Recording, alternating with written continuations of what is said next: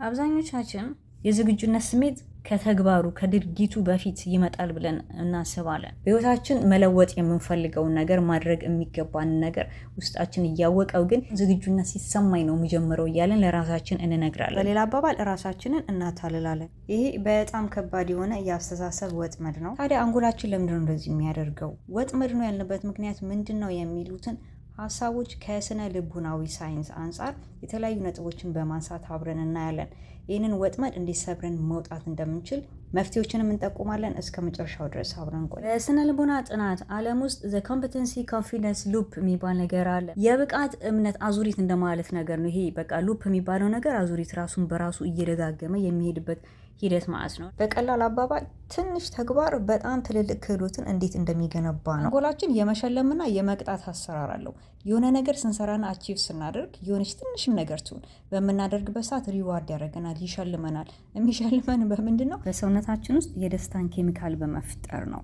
እነዚህ የደስታ ኬሚካሎች ደግሞ ማስደሰት ብቻ ሳይሆን ደጋግመን ያንን ድርጊት እንድናደርገው ትዕዛዝ የሚሰጡ ሆርሞኖችም ናቸው። ሰውነታችን ገራሚ የሆነ የኬሚካል ፋክተሪ ነው። ለተለያየ ዓላማ የሚያስፈልጉንን የተለያዩ ኬሚካሎችን ራሱ በራሱ ይቀመማል። ከዛ ውስጥ አንዱ የኬሚካል አይነት ዶፓሚን ነው። አንድ ነገር ደጋግመን ማድረግ እንድንፈልግ የሚያነሳሳን የኬሚካል አይነት ነው። ይህንን የደስታና የአነሳሽ ሆርሞን ሰውነታችን ሊያመነጭ የሚችለው በሁለት መንገድ ብቻ ነው። አንደኛው በተግባር ነገሩን ስናደርገው ነው። ሌላኛው ደግሞ ራሳችንን በመሸወድ ማለትም በሀሳብ ደረጃ ያ ተግባር ወይም እንዲሆን የምንፈልገው ነገር እየሆነ እንዳለ ወይም እያደረግነው እንዳለ በምናባችን በማየት ድብቁ አይምሯችንን በመሸወድ በማሳመን ማለትም ይቻላል። አንጎላችን ኮማንድ እንዲሰጥ ኮማንድ ልናደርገው እንችላለን። ሰውነታችን እነዚህን ሆርሞኖች እንዲያመነጭ ማድረግ እንችላለን። እዚህ ጋር ግን ምንድነው እያወራን ያለ ነው? በተግባር የሚጨበጥ የሚዳሰስ ውጤት ማምጣት ስንፈልግ ነው። ሰዎች ብዙ ጊዜውን በግለ ወሲብ አዲክሽን ወይም ሱስ ውስጥ የሚገቡት እንደዚህ ነው። በጭንቅላታቸው በምናባቸው ውስጥ የሚገቡበት ዓለም ይገባሉ። ሰውነታቸው ራሱን በራሱ ትሪክ ስለሚያደርግ በሰውነታቸው ውስጥ የሚካሄድ የኬሚካል ፍንዳታ አለ። ያንን ሪሊዝ ያገኛሉ። ግን በጭንቅላት ብቻ ነው፣ በሀሳብ ብቻ ነው። በተግባር በሚጨበጠው በሚዳሰሰው ግን ፍቅር የለም፣ እውነተኛ ኮኔክሽን የለም፣ ሪሌሽንሽፕ የሚባለው ነገር የለም። ስለዚህ እዛ ሉፕ ውስጥ ይገባሉ። ከዛ ሉፕ መውጣት አይችሉም።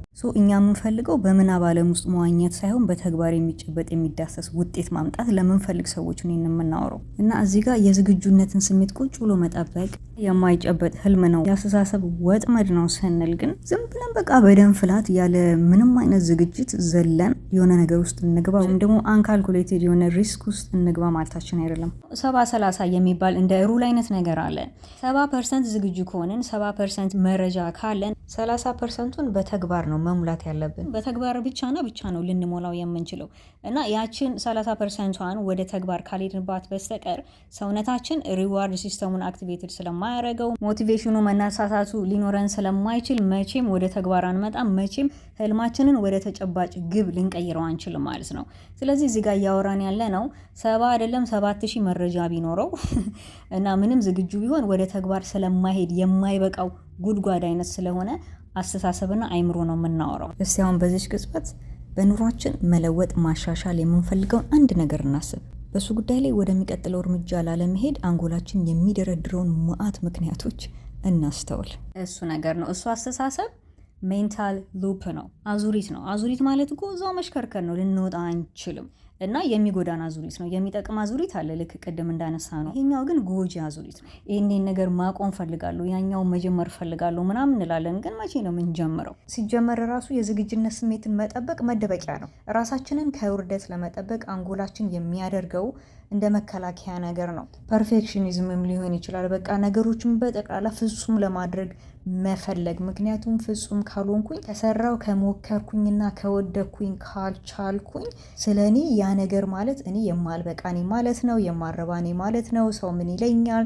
ሞክሬ ካልተሳካልኝ ያ አለመሳካት ማለት ማንነቴ ማለት ነው ብሎ የሚያመን ጭንቅላት ብቻ ነው። ፐርሰናላይዜሽን ይባላል። በቃ ውድቀትን ማንነት ማድረግ ገና እኮ ሳይወድቁ ነው፣ በሀሳብ ደረጃ ብቻ። ሌላው ስውሩ ወጥመድ ምንድነው? እስካልነቃንበት ድረስ ወደ ሱስ ይቀየርብናል።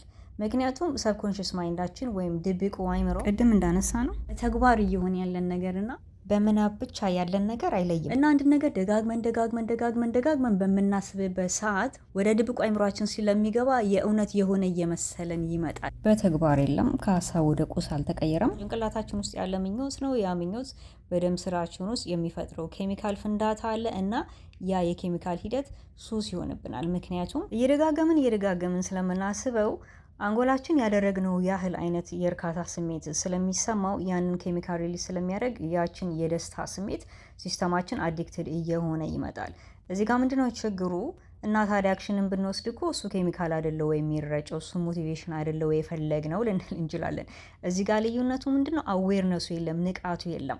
ምንድነው እያወራን ያለ ነው? ያንን መነሳሳት ሰውነታችን በሚሰጠን ሰዓት በዛ ስሜት ውስጥ እያለን ቀጥታ ሆን ብለን ዘለን ተግባር ውስጥ መሄድ፣ ሆን ብለን ማለት ነው። ኮንሽስ አክሽን የሚባለው ነገር መውሰድ መቻል አለብን። እዚህ ቻናል ላይ ብዙ ጊዜ ደጋግመን እንደምንለው ንቃት ብቃትን ታንቀሳቅሳለች። ንቃት እስከሌለ ድረስ ብቃት የታመቀ ኃይል ብቻ ነው። ስለዚህ በብቃታችን ልክ መንቀሳቀስ አንችልም። ለዛ ነው አሁን ለምሳሌ አነቃቂ ንግግሮች፣ እነዚህ ሞቲቬሽናል የሆኑ ስፒቾችን እንሰማለን። ከዛ በጣም ደጋግመን ከመስማታችን የተነሳ ሀሳብ ስሜትን ስለሚነዳው ስለሚያንቀሳቅሰው ስሜታችን ይንቀሳቀሳል። ከዛ ያንን ዶፓሚን ሪሊዝ እናገኛለን በሰውነታችን ውስጥ። ግን ወደ አክሽን እስካልሄድን ድረስ ያችን 30%ን ማምጣት ስለማንችል ሁል ጊዜ ስንንደረደር እንጂ ስንዘላ እንታይ። እዚህ ጋር ምንድን ነው ያልገባን ነገር?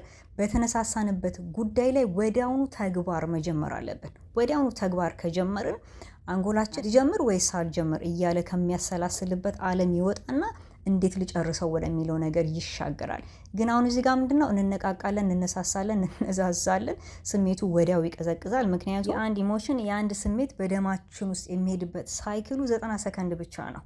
አንጎላችን ደጋግሞ ሲያስበው ነው፣ ሀሳብ ነው እየደጋገመው ረጅም ጊዜ ሊሰጠው የሚችለው። ስለዚህ በሀሳብ ብቻ እየተነቃቃን ወደ ተግባራዊ ፍጭት፣ ወደ ፊዚካል ፍሪክሽን የማንቀይረው ከሆነ የሆነ በቃ ይሄ ወይ አርፈን አንቀመጥ ወይ ሮጥና እናመልጥ አይነት ስቴት ውስጥ ነው የሚሆነው ላይፋችን። ከፊዚክስ ሕግ አንጻር እንኳን ብናየው የቆመን ነገር ለማንቀሳቀስ የምንጠቀመው የኃይል መጠንና እየተንቀሳቀሰ ያለን ነገር እየተንቀሳቀሰ እንዲቀጥል ለማድረግ የሚያስፈልገን የኃይል መጠን በጣም ይለያያል። ለዛኛው በጣም ከባድ የሆነ ኃይል ያስፈልገናል። አንድ መንቀሳቀስ ከጀመረ በኋላ በጣም ትንሽ ነው፣ ነካ ብቻ ነው የምናደርገው፣ ራሱን በራሱ ነው የሚያንቀሳቅሰው። ስለዚህ ምን ማለት ነው? ዝግጁ እስከመሆን ድረስ ብላችሁ ቁጭ ብላችሁ ስታስቡ አንጎላችሁ ምንድን ነው እያሰበ ያለው? ይከብዳል እያለ ነው። ወደ ተግባር በምገቡበት ሰዓት ግን እንዴት ልጀምረው የሚለውን ትቶ እንዴት ልጨርሰው ወደሚለው እሳቤ ይቀየራል። ስሌቱ ተቀየረ ማለት ነው። ስለዚህ ለመጨረስ የሚያስፈልገውን መረጃ፣ ማስረጃ፣ ማረጋገጫ፣ ሪሶርስ መፈለግ ይጀምራል። እና ይሄ ሽግግር በጣም ትንሽ ተግባር ያመጣው ዝግጅት ነው። ኢንአክቲቭ ማስተር የሚሉት ነገር ማለት ነው። ተግባራዊ ማስተርነት፣ ተግባራዊ ራስ ገዝነት የሚባለው ሂደት ነውና አይምሯችን በተፈጥሮ ተጠራጣሪ ነው። እችላለሁ ብሎ ለማመን መጀመሪያ ማስረጃ፣ ማረጋገጫ ይፈልጋል፣ ኤቪደንስ ይፈልጋል። ያቺ ኤቪደንስ የምትገኘው ደግሞ በተግባር ዓለም ውስጥ ብቻና ብቻ ነው። አንጎላችን በአጠቃላይ የሚያሳስበው ነገር የኢነርጂ ጉዳይ ነው። በቃ ኢነርጂን መቆጠብ ስለሚፈልግ ነው። አዲስ ምርጫ፣ አዲስ ህይወት፣ አዲስ መንገድ አዲስ ጉልበት ይጠይቃል። ኢነርጂ ኢንቨስትመንት ይጠይቃል። እና ይሄ ኢንቨስትመንት ያዋጣኛል ወይስ አያዋጣኝም የሚለው ነገር እርግጠኛ አይደለም። ስለዚህ ለምን እለፋለሁ? ኢነርጂን ቆጥቤ እዙ ያለውበት ለምን አልኖርም? ከማላቀው ደስታ የለመድኩ ስቃይ ይሻለኛል አይነት ነገር እያስባል። ተጨማሪ እዚህ ቻናል ላይ ስለ ለውጥ የተለቀቀው ቪዲዮ ላይ ባጭሩ ለማየት እንደሞከር ነው የማይታወቅ አዲስ ነገር ዴንጀረስ ነው፣ አደጋ ነው ብሎም ጭምር ያስባል። ስለዚህ ምን ያደርጋል? አካብዶ፣ አጣሞ፣ አጨልሞ፣ አወሳስቦ ያሳየናል። በቃ ጨለምተኛ፣ ሰበበኛ ያደርገናል። እንደሚቻል በሙከራ ካሳየነው ግን ይህንን ማረጋገጫ ሲያገኝ ኢነርጂ ኢንቨስትመንት ጋር ይሄዳል። ኦኬ ስለሚቻል ይሁን ምናምን ብሎ ይለቀዋል ማለት ነው። እንሳሳት ችግር የለውም፣ ፍጹም አይሁን ችግር የለውም፣ ግን እንጀምረው ብቻ። እሺ ስናጠቃልለው ዝግጁነት የሚባለው ነገር የሆነ ጊዜ እንዲመጣ የምንጠብቀው ስሜት ሳይሆን በውስጣችን የምንቀሰቅሰው ባዮሎጂካል ምላሽ ነው። በውስጣችን ያለ የሚኖር እሳት ነው። እኛንን የምንቀሰቅሰው ያንን የምንቆሰቁሰው። ስለዚህ ይህንን እሳታችን እናቀጣጥለው። ማድረግ የምንፈልገውን ዛሬ እንጀምር። መቼም የማይጨበጥ መቼም የማይዳሰስ ሰፊ ትልቅ ህልም ከምንሸከም የሚጨበጥ የሚዳሰስ ትንሽ ግብ እጃችን ላይ ይኖራል። እሱን ጨብጠን ስንይዝ ወደሚቀጥለው ደረጃ በደረጃ ስቴፕ ባይ ስቴፕ እንቀጥል። ትልቁን ህልማችንን ወደ ትንንሽ የሚጨበጡ ግቦች ከቀየርንለት አንጎላችን ይሄማ ማድረግ ይቻላል ብሎ በጣም ኃይለኛ የሆነ የኢነርጂ ባጀት ይመድባል። በዝግጅት ዓለም ውስጥ ጠልፎ የሚዘንን ነገር ይለቃል። በራሳችን ላይ የሰራነውን ወጥመድ ሰብረን እንወጣለን ማለት ነው። እሺ ለዛሬ እዚህ ጋር በቃለሁ። ጥያቄም አስተያየትም እንቀበላለን። በሌላ ቪዲዮ እስከምንገናኝ ድረስ በያላችሁበት ሰላማችሁ ይብዛ።